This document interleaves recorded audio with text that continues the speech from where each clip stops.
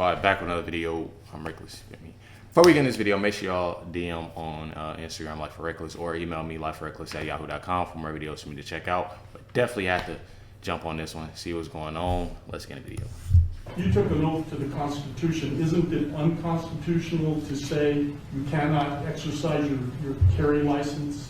With one exception, and that is if there's an emergency, and I've declared an emergency for a temporary amount of time, I can invoke additional powers. No constitutional right, in my view, including my oath, is intended to be absolute. There are restrictions on free speech. There are restrictions on my freedoms. In this emergency, this 11-year-old and all these parents who have lost all these children, they deserve my attention to have the debate about whether or not in an emergency we can create a safer environment. Because what about their constitutional rights? I took an oath to uphold those too. And if we ignore this growing problem without being bold, I've said to every other New Mexican, your rights are subrogated to theirs. And they are not, in my view. Wait a minute. Okay. You're talking about crimes. There are already laws against the crimes, so how are their rights? I got it. But again, if I'm unsafe, who's standing up for that right? If this climate is so out of control, somebody should do something. I'm doing as much as I know to do. Madam Governor, do you really think that criminals are going to hear this message and not carry a gun in Albuquerque on the streets for 30 days? No. That, my friends, was perhaps the single most incoherent drivel ever uttered by a Democrat. And that's saying something. I mean, that woman actually makes Kamala Harris look intelligent by comparison.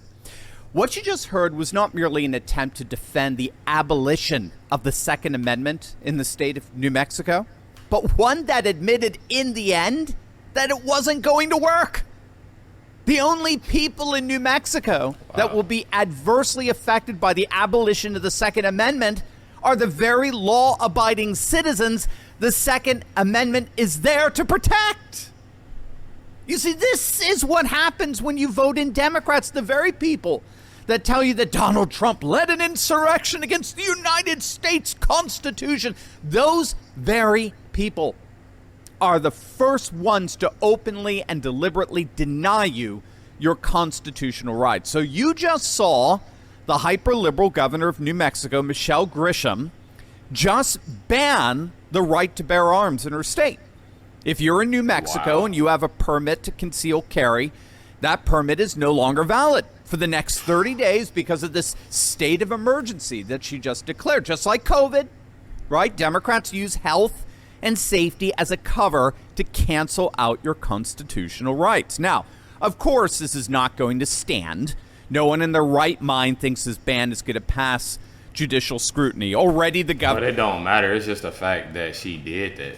Governor is being taken to court. Gun Owners of America is suing her. The National Association of Gun Rights is suing her. There is no way this ban is going to withstand judicial scrutiny. It won't even need to get to the Supreme Court. Moreover, the calls for impeaching this governor over her obvious disavowal of the Constitution to which she swore allegiance are exploding all over the place. New Mexico State Representative John Block is openly calling for her impeachment. Even Elon Musk, he's calling for immediate impeachment. Harry David responded to Musk with, quote, "I think what she did is technically sedition, and she should be arrested, denied bail, and sentenced to 22 years in federal prison, according to current standards of justice." Yeah, amen to that. But I think Cat Turd said it best. Trump just won New Mexico. And I think Cat Turd's absolutely right. The political ramifications of this ban are starting to dawn on Democrats. Even otherwise reliable left-wing loons are pushing back against it. The ultra-leftist congressman from California, Ted Lieu, tweeted out, "I support gun safety laws. However, this order from the governor of New Mexico violates the U.S. Constitution. No state in the union can suspend the federal Constitution. There is no such thing as a state public health emergency exception to the U.S. Constitution. Even David Hogg, the rabidly anti-gun left-wing activist, even Hogg is pushing back against this. He tweeted out, "I support gun safety, but there is no such thing as a state public health emergency exception to the U.S. Constitution." Robbie Starbuck couldn't help himself. He had to comment on that tweet. Are you okay? Have you hit your head? I can't believe you just said something sane. Yeah, I mean, This ban is potentially so politically detrimental. The Democrats are starting to freak out over it, and I'm going to show you exactly why. But first, gang, how many UFC fans do we have out there? We know the one and Definitely me.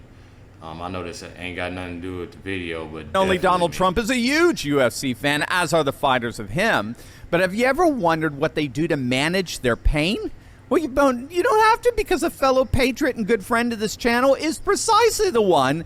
I'm gonna skip this, but yeah, I am a UFC fan. I definitely bet. I'm pretty sure. I bet really every Saturday. Probably should stop, but it's a little fun. Brings the excitement, you know. Reminded all of us what happened the last time a Democratic governor defiled the Constitution like this. Hey, New Mexico, when Virginia Governor Ralph post-birth abortion blackface infringed on the Second Amendment in 2020. Over 18,000 patriots showed up to Richmond to protest his tyranny.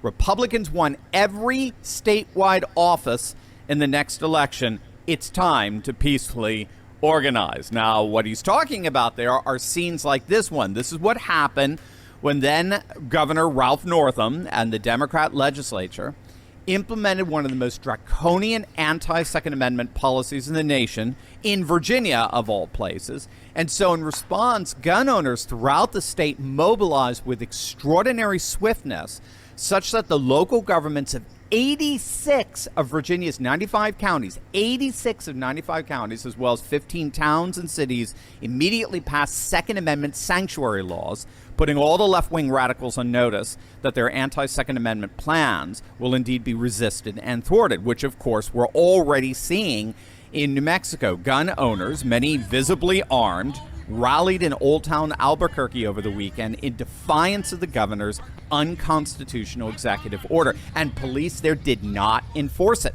even though people were openly carrying.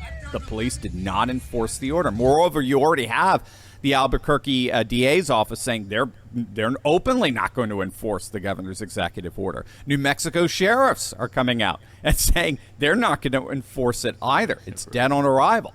So you're already seeing this massive blowback within New Mexico. But I don't even know why she would think that's okay though. Like I don't know why she would think that's okay. That's I don't know. That to me, that's why I wanted to react to this and see this, because this is actually this is probably the most insane thing I've seen all month, to be honest. But in Virginia, that blowback at the county level was just a precursor to the massive blowout election that followed, when the Republican Glenn Youngkin soundly defeated the pathetic Democrat Terry McAuliffe for the governor's mansion. And the Republicans not only won all three statewide races that year, but they took back the control of the House, the state House as well. An absolute blowout election for the GOP. And this is why Democrats are starting to freak out so much over this idiot New Mexico governor.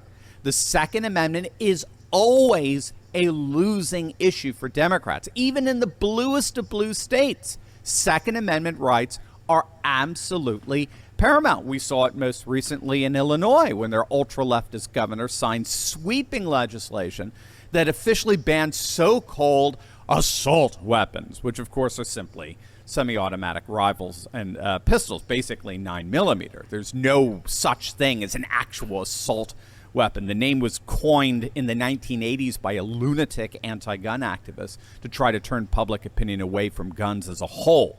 But regardless, they passed this ban in Illinois, but law enforcement throughout the entire state rose up and declared their unequivocal refusal to enforce the new law. Sheriffs in over 90 of Illinois' counties have publicly stated that they will not, under any circumstances, enforce this new draconian law on their residents. What that means is that 90%, you heard that right, 90% of Illinois' counties are to this day officially refusing to enforce this blatantly anti-Second Amendment law. So all of this is to say that this ultra-leftist governor may have done to New Mexico what Ralph Northam did to Virginia. It may be in the end that this governor just gave her state to Trump in 2024.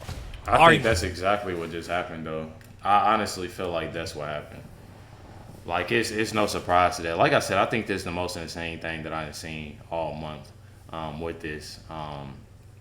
And I was wondering why. I was definitely wondering why, but that's what I definitely appreciate y'all and thank y'all for sending me type videos like this, because it does keep me informed, and then it gives me a chance to, give out information to others, as much as possible that hadn't seen it. So it's definitely important to pay attention, for real. Definitely important. Definitely appreciate y'all tuning in and watching this reaction. Make sure you hit the like button, subscribe button. Catch y'all next one.